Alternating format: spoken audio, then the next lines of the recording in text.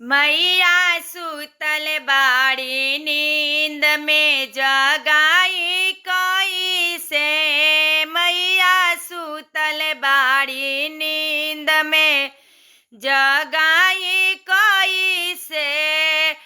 जगाई कैसे हो जगाई कैसे। जगाई कैसे हो जगाई कैसे। मैया सुतल बाड़ी नींद में जगाई कैसे। मैया सुतल बाड़ी नींद में जगाई कैसे। मांग के टिकवा मैया सोनरा घर से लईनी। सोनरा घर से लईनी मैया सोनरा घर से लईनी। मांग के टिकवा मैया सोनरा घर से लईनी।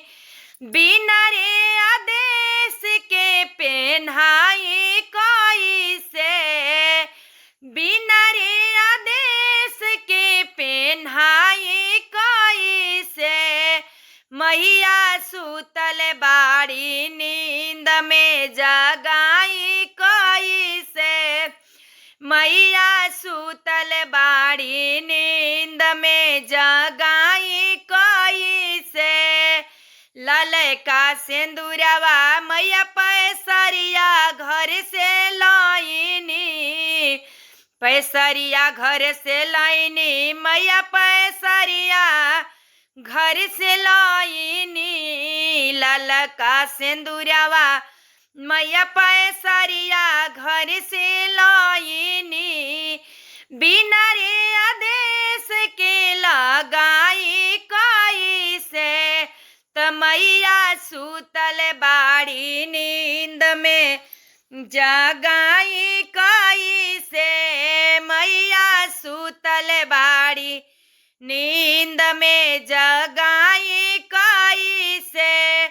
ललका चुंदरिया मैया बाजा जवा घर से लईनी। बाजा जवा घर से लईनी मैया बाजा जवा घर से लईनी। ललका चुंदरिया मैया बाजा जवा घर से लईनी। बिना रे आदेश के पेन्हाई कैसे। त मैया सुतल बाड़ी नींद में जगाई कैसे। त मैया सुतल बाड़ी नींद में जगाई कैसे। गंगा के जलवा मैया गंगा जी से लईनी। गंगा के जलवा मैया गंगा जी से लईनी। बिना रे आदेश के पियाई कैसे। त मैया सुतल बाड़ी नींद में जगाई कैसे। त मैया सुतल बाड़ी नींद में जगाई कैसे। गलवा के हरवा मैया सोनरा घर से लईनी। गलवा के हरवा मैया सोनरा घर से लईनी। बिना रे आदेश के पेन्हाई कैसे।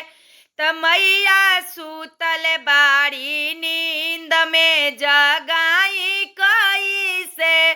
त मैया सुतल बाड़ी नींद में जगाई कैसे। ललकाई फुलवा मैया मलहरिया घर से लईनी। ओड़हुल के फुलवा मैया मलहरिया घर से लईनी। बिना रे आदेश के चढ़ाई कैसे। त मैया सुतल बाड़ी नींद में जगाई कैसे। त मैया सुतल बाड़ी नींद में जगाई कैसे।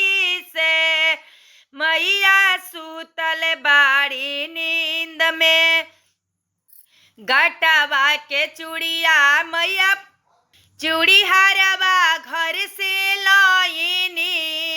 घटवा के चूड़िया मैया चूड़ी हारवा घर से लाइनी।